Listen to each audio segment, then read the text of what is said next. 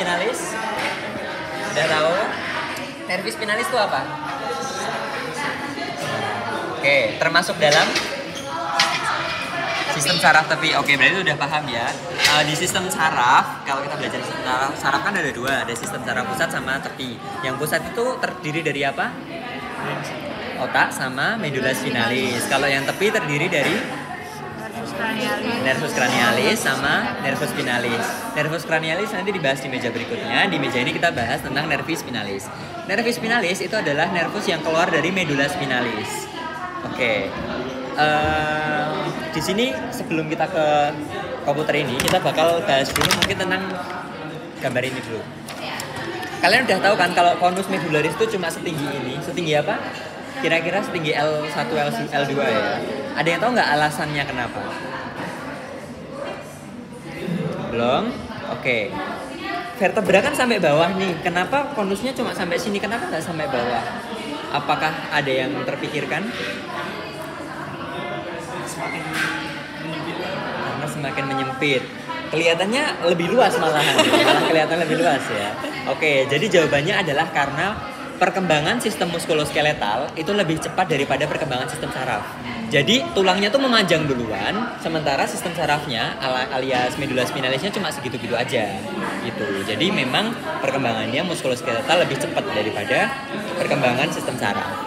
Makanya itu di bawahnya L1 udah nggak ada lagi medula spinalis. Dia tinggal cauda equina doang. Terus kita bahas tentang cara keluarnya nervis spinalis. Cara keluarnya, maksudnya dia tuh lewat mana? Nervis spinalis tuh kalau dari cervical sampai lumbal, dia keluarnya lewat foramen intervertebra. Jadi kan vertebra kemarin udah pernah lihat kalau ditumpuk ya. Itu ada celah antar vertebra kanan dan kiri. Nah itu keluarnya lewat situ. Ada gambaran nggak? Belum ya, sebentar.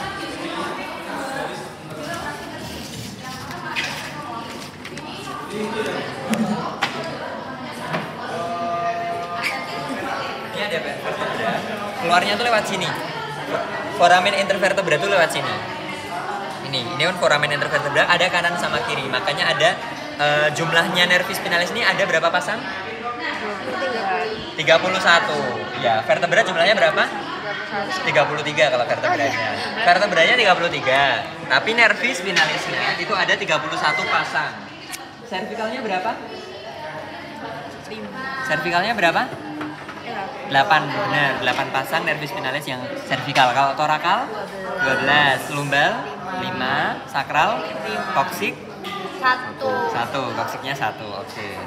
Terus kayaknya udah. Sekarang kita masuk ke sini. Silakan berdiri. Ya. Pokoknya kelihatan ya. Yang nggak kelihatan bisa maju, yang merasa tinggi. Oke. Jadi ini kan medula spinalis nih. Dia itu terdiri dari dua bagian kan yang ada di dalamnya. Ada substansia alba sama substansia grisea, ya kan? Aman? Oke. Terus ada ventral sama dorsal. Yang dorsal yang ini dia lebih lancip greyhornnya, kalau yang ventral lebih tumpul. Ini ventral. Terus medula spinalis itu ada radiksnya atau akar yang keluar dari sana. Ada radiks anterior ini, sama ada radiks posterior. Terus di radiks posterior ada ganglion. Nah, yang dimaksud nervis spinalis adalah gabungan dari dua ini. Jadi dia bergabung dulu, ini baru namanya nervis spinalis. Gitu. Namanya tergantung sama segmen berapa medula spinalisnya. Misalnya ini segmen C1, berarti dia nervis spinalis segmen C1, cervical 1 gitu. Terus nervis spinalis ini nggak cuma berhenti terus lanjut jadi nervus, nggak. Dia bercabang menjadi 4. Ada 4 cabang. Cabang pertamanya namanya rami dorsalis atau rami dorsalis atau rami posterior. Itu fungsinya karena dia ke belakang, fungsinya untuk menginervasi muskulus yang ada di punggung. Contohnya muskulus levator postarum gitu. Terus ada yang ramus paling gede namanya rami anterior atau rami ventral. Jadi rami anterior atau rami ventral. Ini penting banget karena rami ventral itulah yang nantinya akan menjadi plexus. Entah itu plexus brachialis, radialis, plexus brachialis, cervicalis, lumbal sama sakral. Gitu. Kemudian ada 2 cabang lain.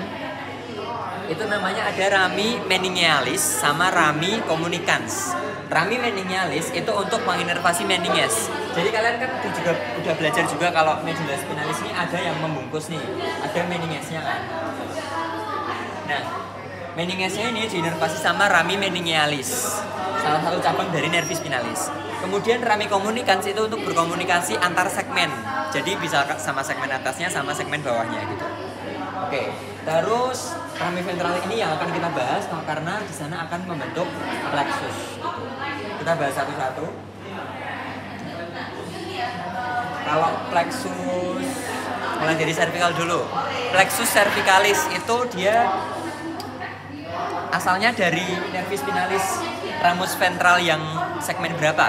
Kalau yang cervical? Plexus cervicalis. Plexus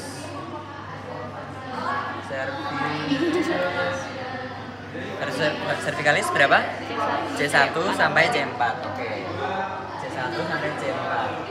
Jadi ini maksudnya C1 sampai C4 adalah ramus ventralnya atau ramus anteriornya, bukan nervis spinalisnya tok. Jadi cuma sebagian dari ini doang.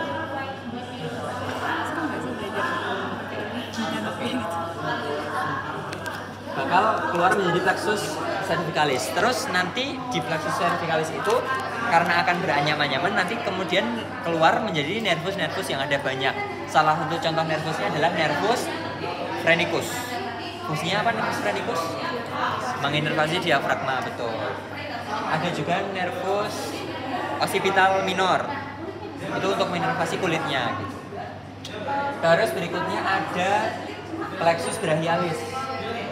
Plexus brachialis. Kalau plexus brachialis berapa? C5 sampai T1. Iya benar, C5 sampai T1.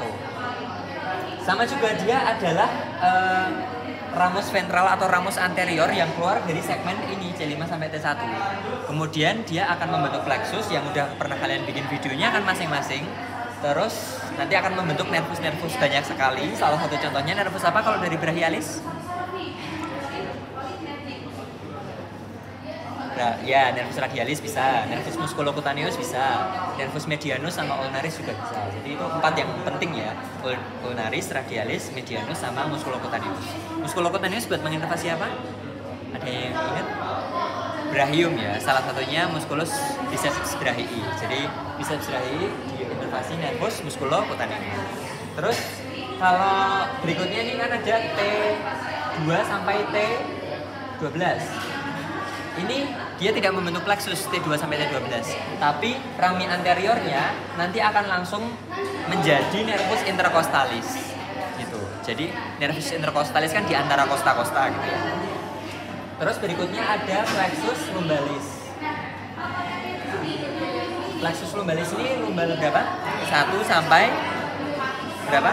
Lumbal 4. Oke. Lumbal 1 sampai 4. Itu nanti juga sama membentuk plexus juga dari ramus ventralnya doang. Terus nanti akan keluar menjadi nervus. Banyak nervus juga.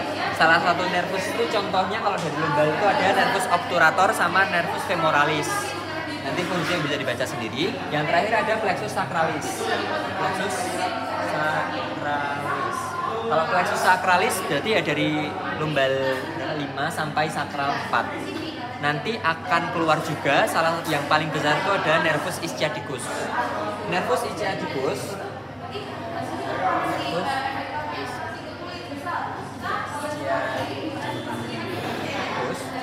itu dia nervus yang penting, dia kan menginervasi ekstremitas ya. Ada yang tahu nggak? Ada berapa bagian dari nervus ischiadicus? Ada 2 bagian ya.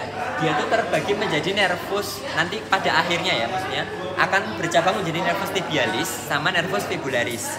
Ada yang tahu nervus tibialis menginervasi bagian mana? Ingat ya, tibialis T, telapak. Jadi dia lebih banyak menginervasi bagian telapak kaki sama kaki bagian belakang. Sementara nervus fibularis lebih banyak menginervasi kaki bagian depan. Nah, jadi kalau ada lesi dari nervus fibularis, nanti ininya kan nggak bisa kontraksi ke atas, makanya dia drop foot. Dermatom perlu? Ada yang paham dermatom? Udah paham sebenarnya materinya kan sedikit ya dermatom.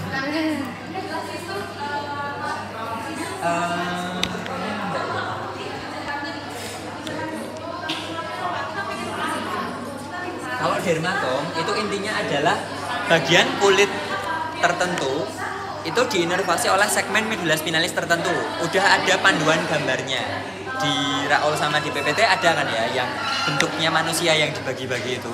Terus ada untuk kan kita nggak mungkin ngapalin semuanya nih. Ada landmark yang penting tuh. Contohnya T4 papilla mamae, T10 umbilikus gitu. Jadi itu tuh maksudnya ketika misalnya kulit di samping umbilikus itu ditekan, maka sensasi tekannya itu sensoriknya akan diteruskan lewat ini tadi, lewat kan tadi kalau di torakal nggak ada plexusnya, dia langsung nervus intercostalis. Kemudian kalian masih ingat memorinya Dew kan? Dorsal afferent, ventral efferent. Kalau sensorik itu afferent atau efferent? Afferent. Afferent. Berarti dia lewat dorsal. Dia lewat dorsal. Kemudian ke medula spinalis di greyhornnya dia ganti nukleus. Kemudian dia lanjut ke bagian white matternya, lalu nanti dilanjutkan ke otak. Kenapa? Karena untuk traktus ascendant maupun descendant dia tuh lewatnya yang white matter. Karena kita tahu white matter isinya apa? Substansia alba itu isinya apa? Mielin sama akson. Jadi dia akarnya itu di situ. Sementara kalau grisea isinya badan sel. Jadi dia cuma buat ganti badan sel doang. Nanti harus pindah dulu ke white matter atau substansia alba, baru nanti lanjut ke otak. Dan dermatom itu aja. Ada yang mau ditanyakan? Ada yang belum paham mungkin?